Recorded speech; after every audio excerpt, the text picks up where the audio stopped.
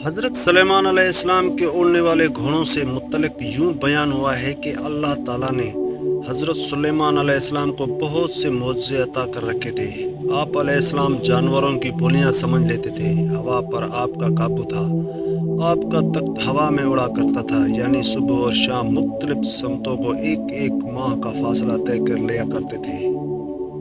حضرت سلیمان علیہ السلام کی سب سے بڑی خصوصیت یہ تھی کہ آپ کی حکومت صرف انسانوں پر ہی نہیں تھی بلکہ جنات بھی آپ کے تابع تھے۔ نہ صرف جنات و حیوانات بلکہ دنیا کی تمام تر مخلوقات ہر وقت آپ علیہ السلام کی خدمت میں موجود رہا کرتی تھی۔ اس خوبصورت حکومت اور بادشاہت کے ساتھ ساتھ اللہ تعالیٰ نے آپ کو خوبصورت اڑنے والے گھوڑے بھی عطا فرمائے تھے جو سفید رنگ، براق پروں والے اور نہایت خوبصورتی کے حامل تھے۔ یعنی ہم کہہ سکتے ہیں کہ حضرت سلیمان علیہ السلام دنیا کے واحد بادشاہ ہیں جن کو اللہ تعالیٰ نے اڑنے والے گھوڑے عطا فرمائے تھے، جس کی وجہ سے آپ کی بادشاہت مزید طاقتور بن گئی تھی۔ یونان کے لوگ حضرت سلیمان علیہ السلام کے اڑنے والے گھوڑوں کو ٹیکسس کے نام سے یاد کرتے ہیں۔ یونانی لوگوں کا ماننا ہے کہ یہ گھوڑے یونان میں ہوا کرتے تھے۔ رومن ماہرین کے مطابق ان اڑنے والے گھوڑوں کو وہی شخص اڑا سکتا ہے جو نہایت نیک دل اور اچھا انسان ہو۔ یہ گھوڑے خوبصورتی کے ساتھ ساتھ نہایت طاقتور اور عقل مند بھی تھے۔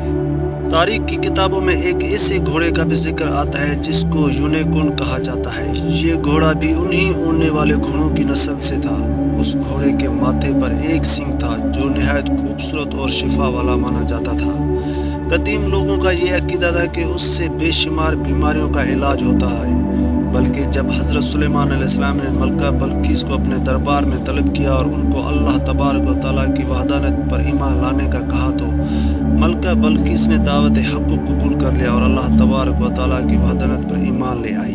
تو حضرت سلیمان علیہ السلام نے ملکہ بلقیس سے نکاح کر لیا۔ حضرت سلیمان علیہ السلام کی بیوی ملکہ بلقیس حضرت سلیمان علیہ السلام کے اڑنے والے تخت سے بہت خوش ہوئی تھی اور ان کی خواہش تھی کہ وہ بھی حضرت سلیمان علیہ السلام کے ساتھ ہوا میں اڑ کر سفر میں جائیں اور سیر کریں۔ ایک مرتبہ ملکہ نے حضرت سلیمان علیہ السلام کی بارگاہ میں عرض کیا کہ آپ ہر وقت اڑنے والے تخت پر بیٹھ کر پوری دنیا کی سیر کرتے ہیں، میری بھی خواہش ہے کہ میں آپ کے ساتھ اڑنے والے تخت پر بیٹھ کر پوری دنیا کی سیر کر سکوں۔ اس طرح جب کہ ملکہ بلقیس نے حضرت سلیمان علیہ السلام کے سامنے اپنی خواہش کا اظہار کیا تو حضرت سلیمان علیہ السلام نے فوراً ہوا کو حکم دیا تو ہوا میں اڑنے والا تخت آپ کے سامنے موجود ہو گیا۔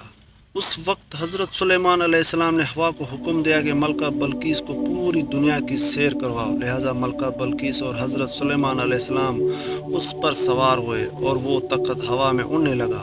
اس طرح حضرت سلیمان علیہ السلام اور ملکہ بلقیس پوری دنیا کی سیر کرتے کرتے ایک جزیرے کے پاس پہنچے۔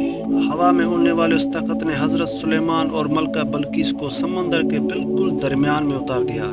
جس جگہ حضرت سلیمان علیہ السلام اور ملکہ بلقیس کو اتارا گیا تھا وہ 7 سمندروں کے درمیان ایک خوبصورت جزیرہ تھا۔ ملکہ بلقیس اس جزیرے میں اتر کر سیر کرنے لگی اور جزیرے کی خوبصورتی کو دیکھ کر خوش ہونے لگی کہ اچانک ان کا گزر ایک ایسی جگہ سے ہوا جہاں پر کافی سارے گھوڑے موجود تھے اور وہ گھوڑے آپس میں کھیل رہے تھے۔ ملکہ بلقیس ان گھوڑوں کی خوبصورتی کو دیکھ کر بہت خوش ہوئی۔ اس طرح جب ان اڑنے والے گھوڑوں کی نظر حضرت سلیمان علیہ السلام کے لشکر پر پڑی تو یہ بہت ہی خوبصورت پروں والے گھوڑے اڑتے ہوئے غائب ہو گئے۔ ملکہ بلقیس اور حضرت سلیمان علیہ السلام کو وہ اڑنے والے گھوڑے بہت پسند آئے۔ حضرت سلیمان علیہ السلام جب اپنے دربار میں واپس تشریف لائے تمام جنوں کو اکٹھا کیا اور حکم دیا کہ اس جزیرے میں جاؤ اور ان گھوڑوں کو پکڑ کر لاؤ، یعنی وہ گھوڑے اڑ کر جہاں بھی گئے ہیں ان کو گرفتار کر کے یہاں لایا جائے۔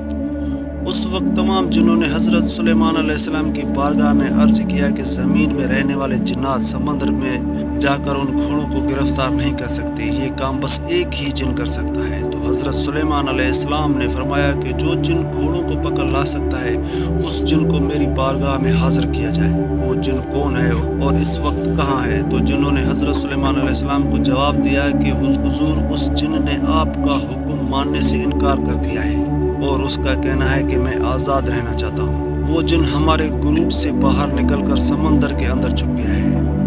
تو حضرت سلیمان علیہ السلام نے حکم دیا کہ وہ جن جس جگہ پر موجود ہو ہر صورت میں اس کو پکڑ کر میرے پاس لاؤ۔ لہٰذا حضرت سلیمان علیہ السلام کا حکم مانتے ہی تمام جن سمندر میں چلے گئے اور وہاں جا کر بلند آواز کہنے لگے کہ اے ہمارے دوست، تو جس بادشاہ کے ڈر سے یہاں آ کر رہنے لگا ہے اس بادشاہ کا وصال ہو گیا ہے، اب ہم آزاد ہیں۔ جب سمندری جن نے یہ بات سنی تو وہ خوشی خوشی سمندر سے باہر آ گیا اور اپنے دوستوں کے ساتھ مل گیا۔ اس وقت حضرت سلیمان علیہ السلام کے فرمانبردار جنوں نے اس جن کو گرفتار کر لیا اور حضرت سلیمان علیہ السلام کی بارگاہ میں عرض کر دیا۔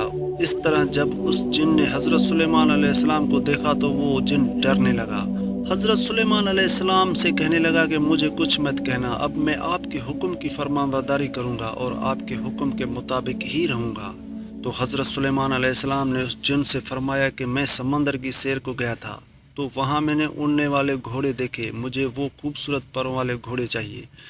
تو یہ سن کر جن بولا کہ حضور مجھے معلوم ہے کہ وہ گھوڑے کہاں ہیں، میں حاضر کرتا ہوں آپ کی بارگاہ میں۔ اس کے بعد وہ جن دوسرے جنوں کے ساتھ ان گھوڑوں کو پکڑنے چلا گیا، لیکن ان گھوڑوں کو پکڑنا آسان نہ تھا۔ جب جنات وہاں پہنچے تو دیکھا کہ وہ خوبصورت گھوڑے سمندر پر پانی پی رہے تھے، تو جنہوں نے کسی ترکیب کے ذریعے ان گھوڑوں کو پکڑ لیا، پھر حضرت سلیمان علیہ السلام کی بارگاہ میں پیش کر دیا۔ یہ گھوڑے جیاد نسل کے تھے اور حضرت سلیمان علیہ السلام انسانوں، پریوں اور جنوں اور گھوڑوں کے الگ گروہ بنایا کرتے تھے، تو اسی طرح ان خوبصورت جیاد نسل کے گھوڑوں کا بھی الگ گروہ بنا دیا۔ حضرت سلیمان علیہ السلام ان گھوڑوں کو جنگوں کے علاوہ مختلف کاموں کے لیے استعمال کرتے تھے، بلکہ ایک دن حضرت سلیمان علیہ السلام ان گھوڑوں کے لشکر کے پاس گئے اور ان کو پیار کرنے لگے اور اس قدر مشغول ہوئے کہ پتہ بھی نہ چلا کہ عبادت کا وقت گزر رہا ہے۔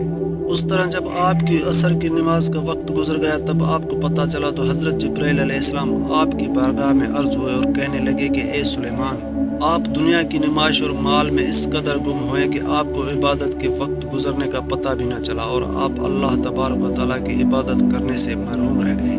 حضرت جبرائیل علیہ السلام نے حضرت سلیمان علیہ السلام کی بارگاہ میں عرض کیا کہ اللہ تبارک و تعالیٰ کو آپ کا یہ عمل بالکل پسند نہیں آیا۔ جب حضرت جبرائیل علیہ السلام یہ بات کہہ کر واپس چلے گئے تو حضرت سلیمان علیہ السلام اللہ تبارک و تعالیٰ کی عبادت میں مشغول ہو گئے اور اللہ تبارک و تعالیٰ سے رو رو کر معافی مانگنے لگے اور عرض کرنے لگے کہ جس چیز کی وجہ سے میرا رب مجھ سے ناراض ہوتا ہے میں اس چیز کی طرف واپس ہی نہیں جاؤں گا۔ آپ علیہ السلام نے اللہ تبارک و تعالیٰ کی بارگاہ میں بے حد شرمندہ ہو کر معافی طلب کی کہ اس کے بعد حضرت سلیمان علیہ السلام نے ان تمام اڑنے والے گھوڑوں کو اپنی بارگاہ میں پیش کرنے کا حکم دیا۔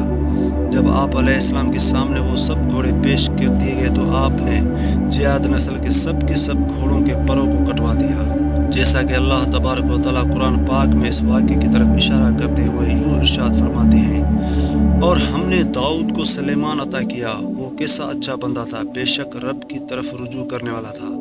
جب اس کے سامنے شام کے وقت تیز رفتار گھوڑے حاضر کیے گئے تو کہا کہ میں نے مال کی محبت کو یاد الہی سے عزیز سمجھا، یہاں تک کہ آفتاب غروب ہو گیا، ان کو میری پاس لوٹاؤ۔ بس پنڈلیوں اور گردنوں پر تلوار پھیرنے لگا اور ہم نے سلیمان علیہ السلام کو آزمایا تھا اور اس کی کرسی پر ایک دھڑ ڈال دیا تھا، بس رجوع ہوا اور کہا کہ اے میرے رب مجھے معافی عطا فرما اور مجھے ایسی حکومت عنایت فرما کہ میرے بعد ایسی حکومت کسی کو نہ ملے۔ اس طرح حضرت سلیمان علیہ السلام ان گھوڑوں کی خوبصورتی میں مشغول ہو گئے اور آپ سے یہ بھول ہوئی کہ آپ کی نماز قضا ہو گئی تو حضرت سلیمان علیہ السلام نے اللہ تبارک و تعالیٰ کی بارگاہ میں معافی حاصل کی اور ان گھوڑوں کے پروں کو کاٹ دیا اور اس طرح ان کی نسل کو ختم کر دیا۔